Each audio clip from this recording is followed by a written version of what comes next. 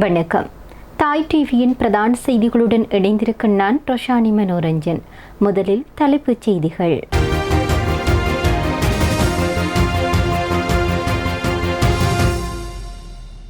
தமிழ் சிங்கள புத்தாண்டு வாழ்த்துச் செய்தியில் அனுர விடுத்துள்ள அழைப்பு.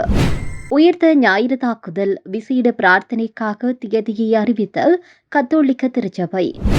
ஆட்சி கவிழாது, சூழ்ச்சி பலிக்காது, எதிர்க்கட்சிகளுக்கு பிரதமர் ஹர்னி கடும் எச்சரிக்கை. கட்நாயக்க விமான நிலையத்தில் இந்திய இளைஞன் கைது. ஹார்முஸ் நீர்நிலையில் அத்துமீறும் எந்த நாட்டு கப்பலும் கைப்பற்றப்படும், அமெரிக்கா கடும் எச்சரிக்கை. ஹார்முஸ் நீர்நிலையை தடுக்க ட்ரம்பிற்கு உரிமையில்லை, கொந்தளிக்கும் சர்வதேச அரங்கம். இனி விரிவான செய்திகள்.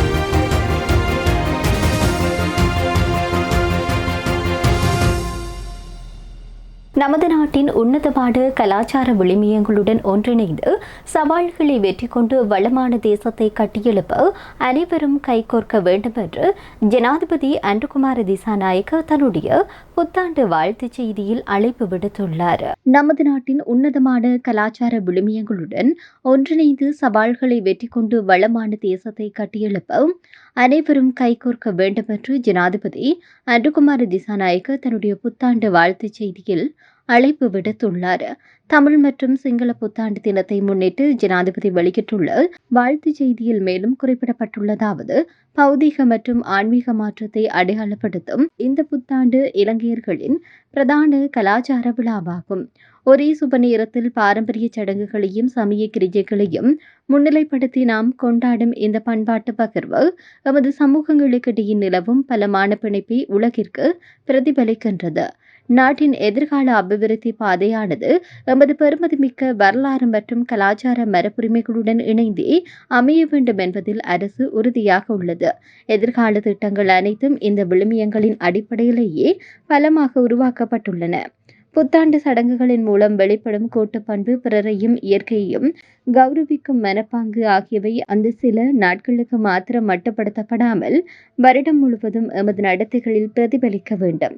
கடந்த கால இயற்கை அனர்த்தங்களின் போது எமது மக்கள் காட்டிய மனவலிமை உலகிற்கு முன்னுதாரணமானது. தற்போது மத்திய கிழக்கு போர் சூழலால் ஏற்பட்டுள்ள உலகளாவிய வெளிப்புற சவால்களை வெற்றி கொள்வதற்கு தேவையான வேலை திட்டங்களை அரசு ஏற்கனவே நடைமுறைப்படுத்தியுள்ளது. இந்த தருணத்தில் புத்தாண்டு காலத்தில் நாம் வெளிப்படுத்தும் ஒற்றுமை மற்றும் பகிர்ந்து கொள்ளல் போன்ற பண்புகள் எமது வாழ்வை மேலும் அர்த்தமுள்ளதாக்கும். கிடைத்த வெற்றிகளை அர்த்தமுள்ளதாக்கி எழும் சவால்களுக்கு மத்தியில் தளராது முன்னேறி வளமான நாடு, அழகான வாழ்க்கை என்ற இலக்கையடைய அனைவரும் ஒன்றிணைய வேண்டும் என்று ஜனாதிபதி அன்ருகுமார திசாநாயக்க தெரிவித்துள்ளார். எதிர்வரும் 19ஆம் தேதியை விசேட பிரார்த்தனை தினமாக அனுஷ்டிக்க கத்தோலிக்க திருச்சபை அறிவித்திருக்கிறது. கடந்த 2019ஆம் ஆண்டு இடம்பெற்ற உயிர்த்த ஞாயிறு குண்டு தாக்குதலில் உயிரிழந்தவர்கள் மற்றும் பாதிக்கப்பட்டவர்களை நினைவுகூரும் வகையில் இந்த அறிவிப்பு வெளியிடப்பட்டுள்ளது. இந்த அறிவிப்பை கொழும்பு பேராயர் கர்தினால் மெல்கம் ரஞ்சித் ஆண்டகி வெளியிட்டிருக்கின்றார். எதிர்வரும் ஏப்ரல் மாதம் 19ஆம் தேதி விசேட பிரார்த்தனை தினமாக கத்தோலிக்க திருச்சபை அறிவித்துள்ளது. கடந்த 2019ஆம் ஆண்டு இடம்பெற்ற உயிர்த்த ஞாயிறு குண்டு தாக்குதலில் உயிரிழந்தவர்கள் மற்றும் பாதிக்கப்பட்டவர்களை நினைவுகூரும் வகையில் இந்த அறிவிப்பு வெளியிடப்பட்டுள்ளது. இந்த அறிவிப்பை கொழும்பு பேராயர் கர்தினால் மெல்கம் ரஞ்சித் ஆண்டகை வெளியிட்டுள்ளார். தாக்குதலில் உயிரிழந்தவர்களின் குடும்பத்தினர் நீண்ட காலமாக எதிர்பார்த்து வரும் நீதி, உண்மைகள் வெளிவர வேண்டும் என்பதே இந்த பிரார்த்தனை தினத்தின் முக்கிய நோக்கமாகும். அன்றைய தினம் நாட்டின் அனைத்து கத்தோலிக்க தேவாலயங்களிலும் விசேட வழிபாடுகள் மற்றும் பிரார்த்தனைகள் நடைபெறும் என அறிவிக்கப்பட்டுள்ளது. தாக்குதலின் பின்னணியில் உள்ள உண்மைகள் மற்றும் சூத்திரதாரிகளின் வெளிச்சத்திற்கு கொண்டு வர இறைவனிடம் வேண்டுமாறு கோரிக்கை விடுக்கப்பட்டுள்ளது. உண்மைக்கு நீதி கிடைக்கட்டும், இதுவே இந்த பிரார்த்தனை தினத்தின் செய்தியாக காணப்படுகின்றது. தேசிய மக்கள் சக்தி அரசின் மீது பொய் குற்றச்சாட்டுகளை சுமத்துவதனூடாக ஆட்சியை கவிழ்க்க முடியாது என்று பிரதமர் ஹரணி அமரசூரிய தெரிவித்துள்ளார். எதிர்க்கட்சிகளினால் முன்வைக்கப்படும் விமர்சனங்கள் மற்றும் அரசியல் நகர்வுகள் குறித்து கருத்து தெரிவிக்கின்ற போது பிரதமர் இவ்வாறு குறிப்பிட்டிருக்கின்றார்.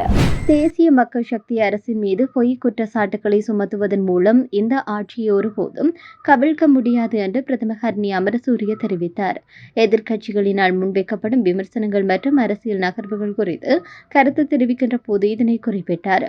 அரசை கவிழ்க்கும் நோக்கில் எதிர்க்கட்சியினால் கொண்டுவரப்படும் எந்தவொரு பிரார்த்தனையும் முறியடிக்க தாம் தயாராக இருப்பதாக பிரதமர் தெரிவித்தார். இந்த அரசுக்கு எதிராக எத்தனை பிரேரணைகள் கொண்டுவரப்பட்டாலும் அவை அனைத்தையும் தவிடுபடியாக்குவோம் என்று அவர் சூளுரைத்தார்.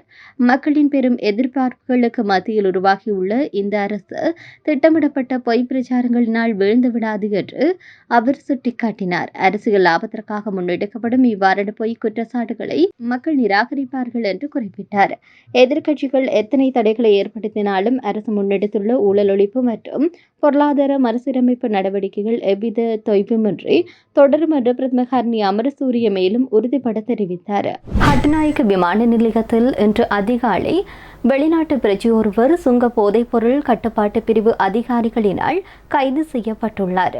சுமார் 2,87,00,000 பெறுமதியிலான போதைப்பொருள் இலங்கைக்கு கடத்தி வர முயன்ற காரணத்தினால் அவர் இவ்வாறு கைது செய்யப்பட்டுள்ளார். ஹட்நாயக்க விமான நிலையத்தில் வைத்து இன்று அதிகாலை வெளிநாட்டு பிரஜை ஒருவர் சுங்க போதைப்பொருள் கட்டுப்பாட்டு பிரிவு அதிகாரிகளினால் கைது செய்யப்பட்டுள்ளார். சுமார் 2,87,00,000 ரூபாய் பெறுமதியிலான போதைப் பொருளை இலங்கைக்கு கடத்தி வர முயன்ற குற்றச்சாட்டில் அவர் கைது செய்யப்பட்டுள்ளார்.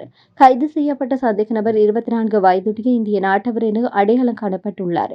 மிகவும் சூட்சுமமான முறையில் தன்னுடைய பயணப்பொதியில் மறைத்து வைத்து இந்த போதைப் பொருளை அவர் கொண்டு வந்துள்ளதாக முதற்கட்ட விசாரணைகளில் தெரிய வந்துள்ளது. குறித்த இளைஞர் தாய்லாந்தில் பேங்காக் நகரில் இந்த போதைப் பொருளை கொள்வனவு செய்துள்ளார். அங்கிருந்து மலேசியாவின் கோலாலம்பூர் நகருக்கு சென்று பின்னர் மலேசியா ஏர்லைன்ஸுக்கு சொந்தமான MH179 விமானம் மூலம் இன்று காலை இலங்கையை வந்தடைந்துள்ளார். அவர் கொண்டு வந்த பயணப்பையை அதிகாரிகள் சோதனையிட்ட போது அதிலிருந்து அட்டை பெட்டியில் ஒட்டப்பட்ட நிலையில் போதைப்பொருள் கண்டறியப்பட்டது. அங்கிருந்து சுமார் 2 கிலோ 87 கிராம் எடையுடைய போதைப்பொருள் மீட்கப்பட்டுள்ளதாக அதிகாரிகள் தெரிவித்தனர். மேலதிக சட்ட நடவடிக்கைக்காக கைது செய்யப்பட்ட சந்தேக நபரையும் கைப்பற்றப்பட்ட போதைப்பொருள் தொகுதியையும் ஹட்நாயக்க விமான நிலைய போலீஸ் போதைப்பொருள் ஒழிப்பு பிரிவினரிடம் ஒப்படைக்க சுங்க அதிகாரிகள் நடவடிக்கை எடுத்துள்ளனர்.